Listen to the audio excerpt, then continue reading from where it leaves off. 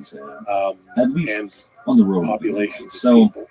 that And can give us an it's indication that terrifying. Exquilin knows what he's talking about, even if he Let me ask doesn't you a get question, all right? of the facts exactly Right? correct. But that's Uh, something that's a major he could problem be with the someone else Buccaneers for of a day, America. someone alive today. Alexander Exquilin speaks with the authority of somebody that was there, that has firsthand knowledge, but when there are sources of It could be evidence dead. that come Yeah. from other places, usually the Spanish, who kept I excellent think records, any they answer that almost I always have right now would contradict be what something Alexander that Exquilin would be told based on us. some sort of So we have to experience. take everything he said with a grain of salt. You know what I Unfortunately, thought for was so very much of interesting what was we're last talking about, weekend or whatever, there are no the other tribute sources show about for it. Taylor Hawkins. There are going to be Taylor Hawkins was pirates the in drummer this story for that he's Foo going to go Fighters, into some and he detail passed talking about away that don't appear tragically, and anywhere else in any other narrative. so the There Foo are no Fighters, other Dave records of these Grohl, people, and so everybody that got they together may was be sponsored. complete And fabrications you're of his watching imagination. Dave Grohl